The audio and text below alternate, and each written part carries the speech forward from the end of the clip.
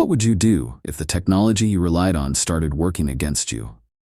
Marcus, a black entrepreneur, trusted AI to help grow his business, but when his request was mysteriously denied, he felt something was off. After digging deeper, he uncovered a shocking truth. Someone within his company had altered the AI's data to include racial bias.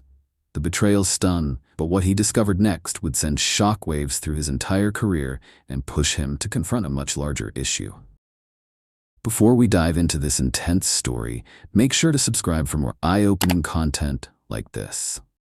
Have you ever faced a situation where technology failed you? What do you think we can do to eliminate bias in AI?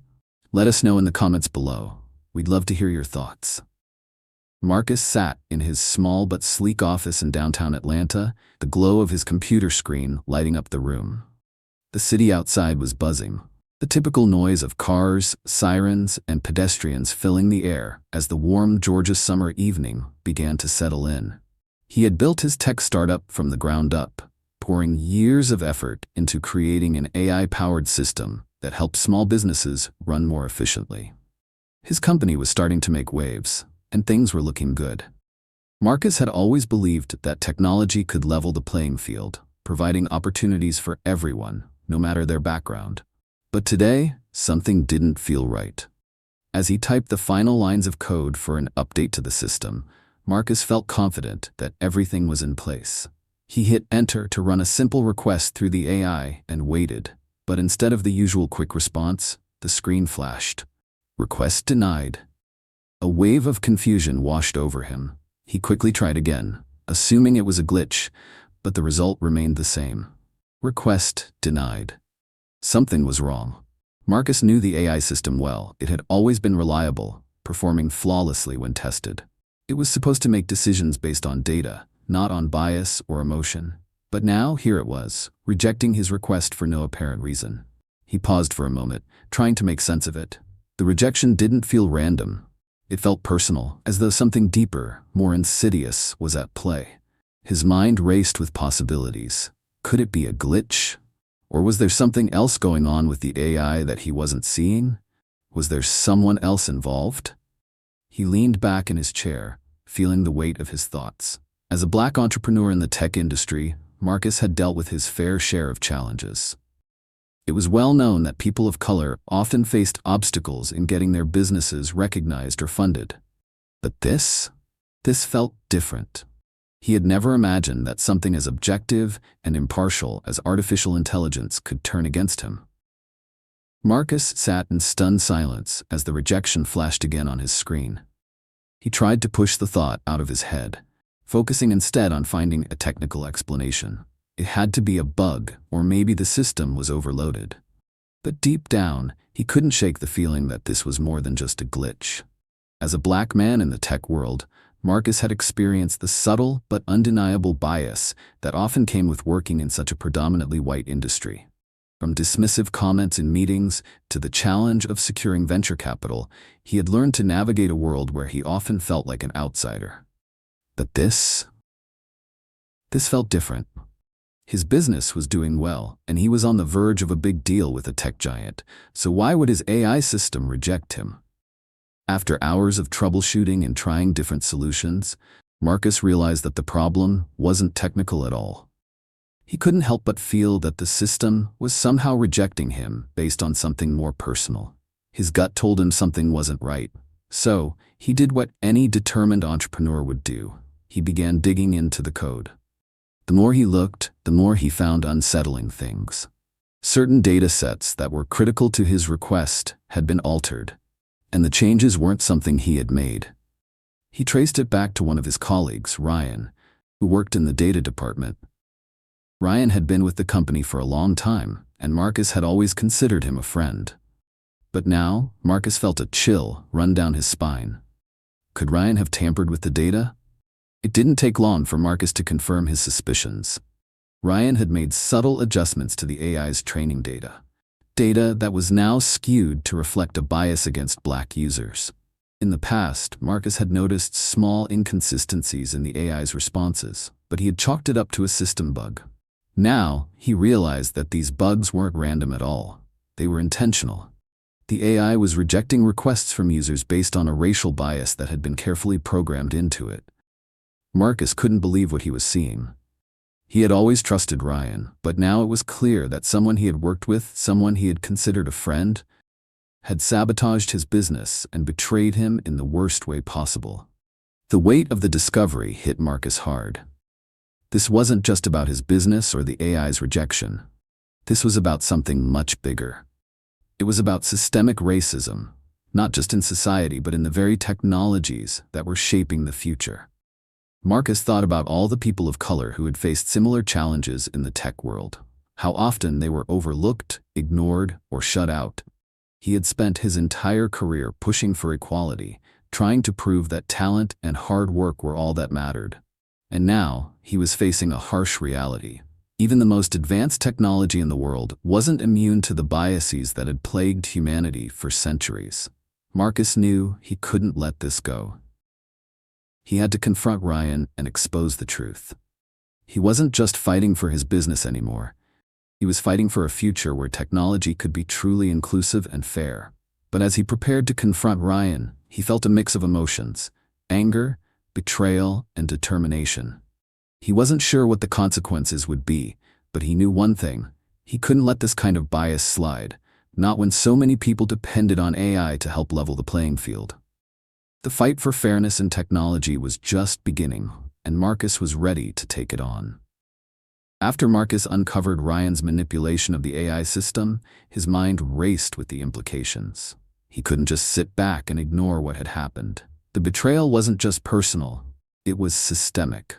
Marcus knew he had to expose the truth, not only for his own business, but for the broader tech industry, which had been ignoring issues of bias in artificial intelligence for far too long. His thoughts were clouded with a mixture of anger and determination. He had always been an advocate for diversity in the tech world, but seeing this kind of discrimination coded into the very system he had trusted felt like a gut punch. It wasn't just that he'd been mistreated. It was that the very technology that was supposed to create equality and opportunity was actively perpetuating the same racial inequalities that had plagued society for centuries. Marcus decided to confront Ryan. The meeting was set in the conference room, a small, sterile space that had witnessed countless brainstorming sessions, but today it felt different. When Ryan walked in, Marcus could already tell something was off. Ryan avoided his gaze, his posture tense, as if he knew what was coming. Marcus wasted no time and laid out the evidence: the tampered data, the biased algorithms, and the deliberate manipulation of the system that had resulted in the AI rejecting Marcus's requests. Ryan's face turned pale as he tried to deny it, but the evidence was clear. The guilt was written all over his face. "I didn't mean for it to go this far," Ryan said, his voice shaky. "I thought it was just a little tweak here and there, something that wouldn't make a difference. But I didn't realize." He trailed off as if searching for the right words to justify his actions. But Marcus wasn't having it. The damage was done, and no amount of apologizing would undo the harm caused. Marcus knew that this wasn't an isolated incident. The more he thought about it, the more he realized that Ryan's actions were just a symptom of a much larger issue: the lack of diversity in the tech industry. Ryan, despite his position, had never been forced to confront the biases that existed in the world he worked in. He had never thought about how the data he was working with could impact people like Marcus, people of color who were often left out of the conversation when it came to building the systems that would shape the future. Marcus took a deep breath and made a decision. He knew that confronting Ryan was just the first step. The real battle lay ahead, and it would require a full-scale effort to change the culture of the tech industry. Marcus wasn't just fighting for himself anymore. He was fighting for the future of AI, for the future of technology that could be more equitable and inclusive. He had spent years building his business, but now he had a bigger mission. He started to think about the hundreds of Black entrepreneurs, creators, and workers in the tech industry who were being excluded, overlooked, or mistreated. How many others had faced the same challenges he had?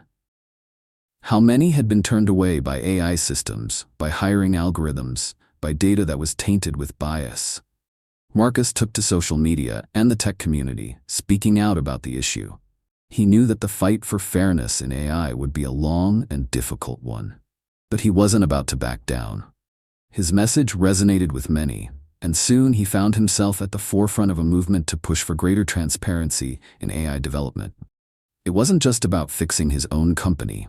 It was about changing the entire industry. Marcus began collaborating with other tech leaders, some of whom had been working on diversity and inclusion for years, but many of whom had been met with resistance. There were those who argued that addressing bias in AI would slow down progress or make systems less efficient. But Marcus knew the truth. Creating fair and unbiased technology wasn't a roadblock to innovation. It was the foundation for it. Technology could not evolve to its fullest potential if it was built on a biased and broken system. Together with his allies, Marcus worked tirelessly to develop new standards for AI development, ones that would ensure that bias was addressed from the very beginning. They called for more diversity in tech teams, for better oversight of AI systems, and for greater accountability in how companies use data. The movement gained momentum, but it wasn't without its challenges. Marcus faced pushback from some of the largest tech companies who were reluctant to admit that their systems had inherent flaws. Some tried to discredit his work, arguing that his claims were exaggerated or unfounded. But Marcus refused to back down. He knew that the future of technology and the future of fairness in AI depended on the actions he took today. As the months went by, Marcus's efforts began to bear fruit.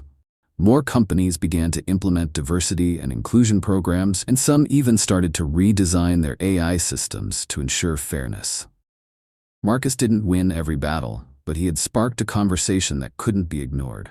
The tech world was waking up to the reality of its biases, and slowly but surely, change was coming. Marcus knew it wouldn't happen overnight, but he had set the wheels in motion, and that, he realized, was the most important thing. The months that followed were filled with both victories and setbacks for Marcus. He had started to gain momentum in his fight against AI bias, but the road ahead was still long and fraught with challenges. Despite the progress, the resistance from some of the biggest players in the tech industry was fierce. Marcus knew that the change he was advocating for wasn't just about addressing a flaw in one system. It was about changing an entire culture. It wasn't just about fixing the bias in one AI. It was about making sure that the next generation of technology would be built with fairness and inclusivity at its core. Marcus spent countless hours meeting with developers, AI ethicists, and tech leaders who were on the same mission. Together, they formed a coalition that would push for greater accountability in AI development. They began drafting new guidelines for AI systems, pushing for more transparent data usage, and the inclusion of diverse voices in the creation of algorithms. This was crucial because, as Marcus learned, AI systems could only be as unbiased as the data they were trained on. And if that data came from a world that was inherently biased, the system would mirror those biases, amplifying existing inequalities. The coalition also worked to raise awareness within the broader public. They knew that the general public had little understanding of the ways AI systems were shaping their lives. From hiring algorithms that unfairly favored white candidates to facial recognition systems that had a higher error rate for people of color, AI's impact was far-reaching. Marcus used his platform to speak out about these issues, pushing for a more inclusive approach to technology. His message resonated with many, but it also drew criticism from some of the industry's most powerful figures, who argued that addressing bias in AI would stifle innovation.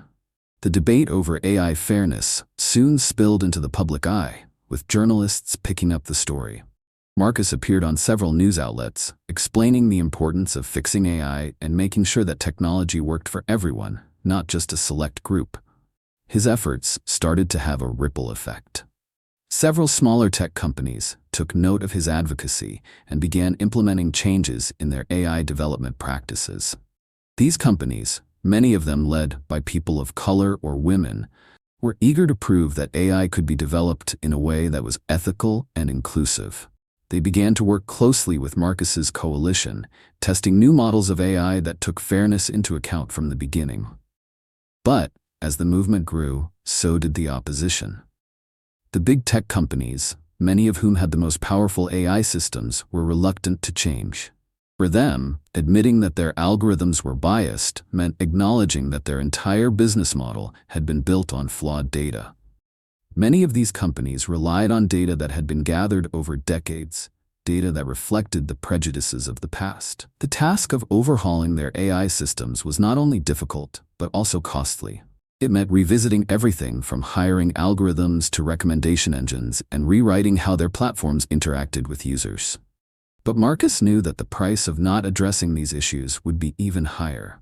If left unchecked, biased AI systems could continue to reinforce systemic inequalities, perpetuating racism, sexism, and other forms of discrimination on an even larger scale.